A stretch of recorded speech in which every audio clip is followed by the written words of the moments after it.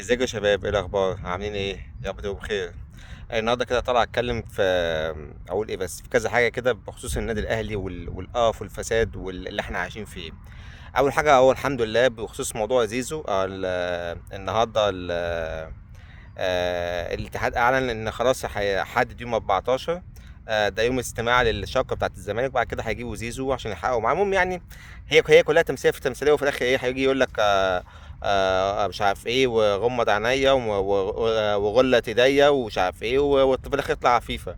ان هم طبعا احنا عارفين لا حد يرجو ان هو ايه يطلع حكم على النادي الاهلي هو كده، مع انهم هم في قضاء وفي ناس المفروض ايه، انا بالورق واحد زائد واحد يساوي اتنين، لا ما انا مش شايف.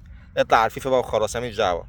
فمش مشكله. المهم بس ايه، زي ما قلت قبل كده، احنا بس الهدف اللي احنا عاوزينه ان هم يطلعوا اي قرار عشان بعد كده نطلع على فيفا ان شاء الله. وهناك احنا ايه، انا بقول لك هم من دلوقتي اهو، وخدها وسجلها. الاهلي ان شاء الله هيتعاقب هو وزيزو، ده لاسباب كتير جدا جدا جدا جدا. يعني لو قعدت اقولها من هنا لبكره مش يعني خلاص. بص يعني انا حتى زهقت من كتر ما بقولها، ويعني الموضوع خلصان. زيزو هيتوقف. زيزو تسبب، غاب حوالي 26 يوم عن النادي. زيزو راح عمل اعلانات في وقت ما ينفعش يعمل فيه اعلانات النادي تاني. زيزو مضى في وقت غير الوقت المفروض يمضي فيه. زيزو اخد الفيزا، راح لعب بيها كاس عالم للانديه. يعني عمل كل حاجه غلط. عمل كل حاجه غلط. فانت بقى لسه دماغك تعبان ولسه عملت ايه؟ خلاص يا باشا، اقعد انت بقى مع نفسك وانت شوف. انا هقابلك ان شاء الله لما زيزو وتوقف من الفيفا مش من مصر. دي حاجة. الحاجة التانية برضه بخصوص الضرايب. النهارده لقيت لك في اعلامي ده معروف اسمه اسمه ابو المعاطي. ده واحد معروف جدا في الميديا بتاعت النادي الاهلي. حتى هو بيعترف، بيقول لك عقد زيزو ب 5 مليون، وتريزيجيه ب 5 مليون زي ما انا قلت بالظبط. وعقد بين رمضان ب 100,000 دولار. بس الاهلي بيعمل كده عشان ايه؟ عشان هو من الضرايب، عشان ما ينفعش يدفع الضرايب. يعني هو انت بصوا يا جماعه، متخيل يا جماعه ان واحد بيحلل الغلط، بيقول لك اصل هم بيعملوا كده عشان ما ينفعش النسبه كبيره قوي. وطبعا بس احنا طبعا لازم ندي الدوله حقها، بس هو برضه ما ينفعش في نفس الوقت ندفع الفلوس دي كلها. يعني كلام متناقض متناقض متناقض. والكذب بقى اللي بيقوله، يعني هو حتى كان بص بقى من كتر هو كان ايه، هو متناقض. بيقول لك ايه في الفيديو نفسه او في كلامه، بيقول لك اصل كل الانديه بتعمل كده. ده انا نفسي قلت ان الاهلي بيعمل كده وبيراميدز. الله. طب والزمالك ليه ما قلتش عليه ان هو بيعمل كده؟ عشان ما بيعملش. وبعدين ده انت لسه عمال تتكلم من زيزو عامل شكوى ضد الزمالك وعاوز 82 مليون جنيه عشان عقده في السنه مكتوب ان هو بياخد فيه 30 مليون. الله. يعني الزمالك ما بيعملش كده يا حبيبي ولا ايه؟ يعني اصل صعب، بس هم اعلامهم كذب وكله غباء وكله تناقض وكله قرف. بيقول الكذبه وبيقول ايه التناقض بتاعها في نفس الفيديو. يعني هو في نفس الفيديو بيتكلم فيه ان زيزو من حقه، طبعا ده قصه، طبعا قصه ده هكس هتكلم فيها بعدين، من حقه ياخد مش عارف 82، وقعد يقسمها وعشان عقده في كذا ومكتوب في كذا وي وي وي وي. وبعد كده حكى على الضرايب، قال لك زيزو الاهلي مسجله 5 مليون ولازم يعمل كده عشان احنا حرام ندفع. نقول ان هو بياخد ال 100 مليون ولا 150 مليون في السنه، وفي ضرايب وفي ضرايب على النادي ساعتها وعلى اللاعب 40%. طب وانا مالي يا عم؟ فهو بقى ايه، بيدوها له بيدفعوا الضرايب في اي كلام عشان بس يلحق نفسه، في صيغه تانيه، في عقود اعلانيه، اي كلام واي بتنجان وبيحللوا الغلط وخلاص. لكن المهم بس انا بقول لكم ليه كده، عشان الحمد لله العبد لله لما بيقول حاجه يا باشا تبقى صح. انا ما بطلعش انا افتري على الناس، وما بطلعش اقول اي هكس وي وي وي وي. الحمد لله. بقول لك حاجه، كون بقى لما المعلومه مش عاجباك، انت روح بقى اخبط دماغك في الحيطه، ولع في نفسك. انت بص، انا بص اقول لك حاجه، انا قلت قبل كده، انا يا جماعه مش بقاوح مع ناس اهلاويه او مش عاوز اقنع اهلاويه ان المعلومه صح. انا بقول لك اسمعها. لكن تخش بقى تقعد تقول انت بتهبد ومش بتهبد. انا عارف معلش ان انا جامد وحقيقي قوي عليكم، وان انا بص مجننكم في افكاركم. واكتر دليل، اكبر دليل على الموضوع اللي انا بقوله، على كميه المسجات والسفاله اللي بتجيلي. سيبكوا حتى من الكومنتات. ما الكومنتات انا لما بشوف كومنتات انا ايه، على طول بفقع. يعني انت مثلا شتمتني بامي، بشتمك بامك وباللي جابوك وباللي خلفوك بعملك بلوك. طبعا المسج للاسف انا مش هينفع اشتمك على المسجات عشان ايه، قبل كده شتمت الناس راح الفيسبوك موقفني. ما بهزرش خلاص، فاهم ايه، بطلت اصلا ايه اشوف المسجات يعني. فالمهم العبد لله الحمد لله بيفضل يقول المعلومه. في الاول هتيجي تستخف دمك وتسترزق، بس في الاخر هطلع انا على الصح وهعلم عليك وهطلع انا على الصح في الاخر الحمد لله كالعاده. وانا حتى بطلت ان انا اراهن معاكم عشان كل شويه بحط عليكم، وزيزو هيتوقف اجينا او عاجلنا هو والنادي الاهلي. بالنسبه بقى ايه برضه اختصار، يعني باختصار شديد كده، زيزو بيقول لك انا عندي 82 مليون ومش عارف ايه. طب يا حبيب قلبي بقى زيزو، وقعد كده يقول لك السنه الاولى كان ايه والثانيه ايه والثالثه ايه. بقى زيزو هيقعد سنتين والتالت وداخل في الثالثه اهو عشان ما ياخدش فلوسه؟ دي اول حاجه.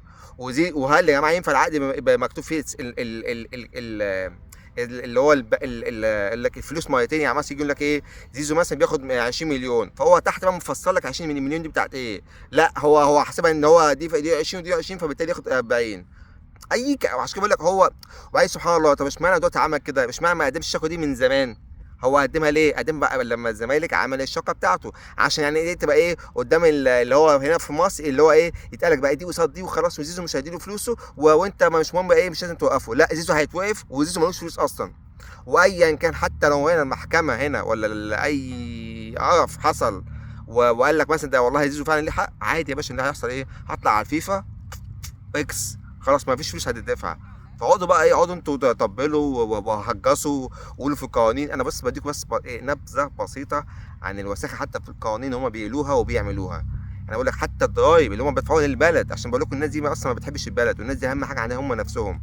يعني المفروض الضرايب دي بتروح للبلد، لا بيتحايلوا على الضرايب، يكتبوا اي رقم صغير عشان يدفعوا ال 40 من ال 40% منه اي كلام، والباقي كله بيكتبوهم ايه بينه وبين اللعيبه وخلاص. قال يعني برضه يجي يقول لك يعود اعلانيه، اللي هي في الاخر اساسا بياخد مش عارف 2 ولا 10 حاجه كده، حاجه هبلك 5% وحاجه كده. وطبعا ايه العقود كمان ايه بتبقى متقسمه عشان في الاخر يطلع المبلغ كله اللي بيدفع للضرايب اي كلام. شغل بص مش ممكن عامه. احنا اهو وانت اهو، والايام ما بيننا ان شاء الله هتشوفوا ايه اللي هيحصل في زيزو وفي النادي الاهلي بعدين. وموضوع الضرايب ده انا بقول لكم يا جماعه، اي حد في مصر بعد اذنكم يا جماعه، ما حدش يعني ايه عاوزين يا جماعه ان احنا ايه، بصوا يا جماعه احنا ايه، النادي ده بيهدنا، حاجه عاوزين نهده ان شاء الله باذن الله. فيا جماعه كبروا اي موضوع، دي حاجه جات لنا على الطبطاب، نظبط بقى. اعملوا يا جماعه بلاغات للنائب العام، خلي وبعدين حتى هو باعتراف اعلامهم ان في تلاعب في الاوراق، وانه فعلا مكتوب ان زيزو بياخد 5 وتريزيجيه بياخد 5 وبن رمضان بياخد 100,000 والله اعلم بقى. وحسين الشحات، انا دي جبتها بنفسي، بياخد 5 مليون، والكلام ده من زمان. والراجل نفسه بيقول لك حتى في اعلامهم بيقول لك احنا بنعمل كده احنا وبيراميدز. طب ما قلتش للزمالك. وبعدين في نفس الوقت ده انت بتقول ان الزمالك هو عامل عقود اللعيبه بتاعته زي زيزو مثلا ان هم بياخدوا كذا. فيا باشا احنا الحمد لله احنا مش شمال واحنا في الدغري. البجح كان بيجي يقول لك بتاع ده ادفع اللي عليك للاتحاد. يا بجح يا بجح يا حرامي يا بجح، اعوذ بالله، ده ناس بجحه وبجحال ما شفتوش.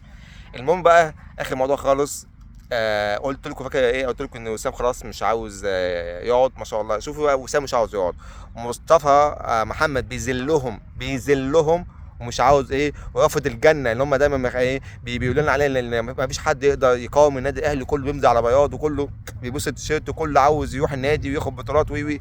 حتى في دي كدابين ووهميين ومحدش طايقهم، واللي بيقعد بيتشاط عليهم، وزي ما زيزو كده اتشاط عليهم هو ابوه وخلاهم يدفعوا الطق 5. تريزيجيه قبل ما يجي بس هو لا، بس يعني تريزيجيه محترم، هم قالوا له من الاول احنا عارفين قيمتك فكذا كذا. دلوقتي اللي بينزلوهم امام عاشور مش همضي وهاخد الفلوس وي بص بلاوي بتحصل. احمد عبد القادر عمال تك لا مش هعمل، بيطهقهم ولكن عشان هو كلنا عارفين هو خلاص. انا بقول لكم اهو، احمد عبد القادر مخلص كل حاجه مع الزمالك طبعا. فبمجرد ان شاء الله ان هم يزهقهم بقى ويمشوه ولا يروح اي نادي وبتاع ده، هيجي على طول. هم طبعا عاوزين ايه، يودوه اي لاي من الكلاب بتوعهم سواء زد ولا سيراميكا، عشان هم ايه هناك يقعد برضه سنتين ثلاثه وايه وما يلعبش في الزمالك. فهو لا، هو ان شاء الله مش هيعمل كده، وهو عايب اساسا. عشان كده حتى عمال يطهقهم، لو لهم لا انا عاوز في السنه مثلا 25 لا 35 لا 40، هو بيطهقهم. هو عارف اساسا ان النوادي دي مش هتدفع الفلوس دي، هو اصلا مش بياخدها في الاهلي دلوقتي. المهم، فاحنا شفنا اهو مصطفى محمد بيذلهم، احمد عبد القادر بيعلمهم الادب. قبليها اسمه ده توفيق، ده اسمه اكرم توفيق، سابهم ما عبرهمش ومشي. رامي ربيعه ما عبرهمش وما جددش ومشي. ناس كتير جدا يجي يقول لك اصل الاهلي بس الناس بتبتنع عبارات والناس بتتمنى تروح النادي الاهلي. لا حبيبي، محدش بيتمنى يروح النادي الاهلي، عادي جدا الناس بتسيبك، واهم حاجه عندك اهم حاجه فلوس. وانت عشان عارف ان اهم حاجه فلوس، انت عشان ايه عمال تدفع للعيبه بدل طقطقين و5 و10 وتيجي تقول لك انا نادي مش عارف ايه وايه. حاجه في منتهى القرف والله العظيم. اعلام ما شفتش اوسخ من الاعلام ده، يعني كل كذب وفساد وحاجه تقرف، ربنا يرحمنا من القرف ده. انا حبيت بس كده ايه اقول بس مختصرات كده عن الموضوع ده، عشان الناس ايه تبقى عارفه، كل واحد كده يبقى عارف مقامه. وانا هفضل ان شاء الله موجود وقاعد على قلبكم، وبقول الحقيقه في وشكم، وبالاخر كل ما هطلع انا الصح وهحط عليكم. ولسه كمان هنشوف الناس عماله تقول لك احنا فين القضيه بتاعت بيراميدز. يا ابني ما القضيه لسه في الفيفا، ما ان شاء الله هيتحكم فيها. وانا قلت قبل كده الموضوع 60% ان شاء الله بيراميدز هيكسب، و40% النادي الاهلي. فالنسبه الاكبر لبيراميدز، وان شاء الله بيراميدز هياخد الثلاث نقط. قصدي سوري، الاهلي هيتخصم منه الثلاث نقط، وبيراميدز هيبقى بطل الدوري. ساعتها بقى عايز اشوف الشوك هيبقى عامل ازاي. فنستنى وهنشوف في موضوع بيراميدز، وفي موضوع زيزو، وموضوع النادي الاهلي. وان شاء الله انا وانت هنتقابل يا جماعه لما كل حاجه تحصل. كل حاجه هناخد حقنا من الفيفا. مصر احنا عارفين مفيش حد ياخد حقه في مصر غير النادي الاهلي فقط. ماشي يا جماعه، اشوفك على خير ان شاء الله، واللي جاي احسن نادي الزمالك. يلا سلام.